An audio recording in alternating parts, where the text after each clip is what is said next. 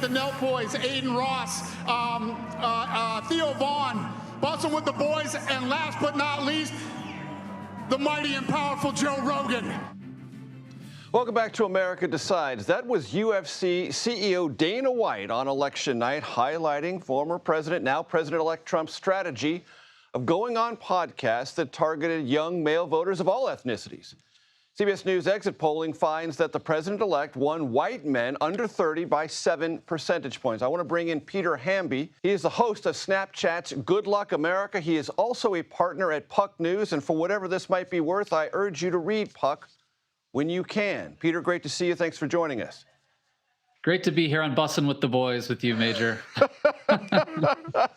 So we've had you on the show throughout the campaign to talk about the outreach to the so-called and possibly overhyped bro vote. Evaluate.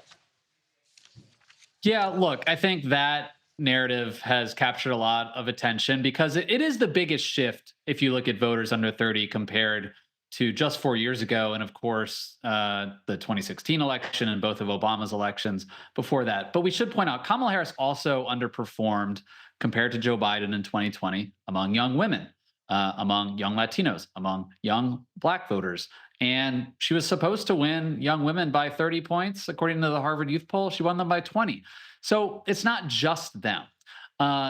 It's worth pointing out, I think, because a lot of Democrats are doing soul searching right now about how to win back men and win back young men, that this is not an overnight project. You can't just say, oh, let's put our candidate on Joe Rogan and see what happens.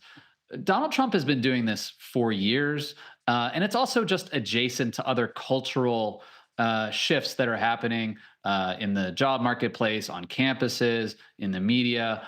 They all sort of dovetail together. So as Democrats look forward on how to get young men back, they need something to say about the economy, specifically in this case, in this election, before also going into those spaces. But those spaces aren't also super welcoming to Democrats in certain ways. I would say Joe Rogan is and Theo Vaughn is, but it's a complicated path ahead for Democrats for sure. Peter, to pay you a compliment, I want to read part of a piece you have on Puck right now, headlined Kamala's Wasted Youth. And this goes into some of the things you were just discussing. Quote, sure, young white dudes broke for Trump, but Harris also underperformed with almost every kind of young person. Young white women, young Black voters, and young Latinos who went for Harris by only 6 points. Harris even ran behind Biden in cities and counties that are home to big college towns, at the University of Wisconsin, at Penn State, at East Carolina, at the University of Georgia, and so on. Peter, you know as well as I do, Democrats were talking through the fall about this secret key they had to the electorate. College towns were going to be great for them. Kids were going to re-register in those college towns from wherever they came from. It did not materialize. It sure didn't, Major. And you travel when you can and get out there. I spent October on college campuses, including some of those campuses that I wrote about there. Penn State is a great example. Penn State, it's in Center County, right in the middle of Pennsylvania. This isn't the specific college precincts. That's a whole county. We need to see more details. But Joe Biden won that county in 2020 by 6 points. Donald Trump won Center County, where Penn State is located this time. Part of that is Turning Point USA. Charlie Kirk's young conservative group made some investments there. But I think, again, there's just broader cultural and political shifts happening among young men. And if you go look at a bunch of counties like the ones I just mentioned, Clark down in Georgia or Dane County in Wisconsin, she ran at parity or behind where Joe Biden was last time. Kamala Harris ran worse among young voters than Hillary Clinton did, Major. So for all of the hype about TikTok and Brat Summer, she wasn't really sealing the deal, despite changing the vibes and the energy around young voters.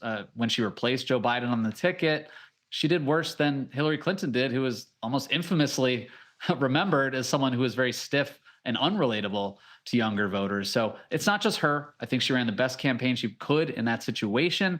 Democrats just have a longer road to go to inspire young voters again, especially with economic circumstances that don't really favor them right now. So many of the young voters I talked to, Major, were scared of graduating into an economy where the rent would be too high and they couldn't afford day-to-day living.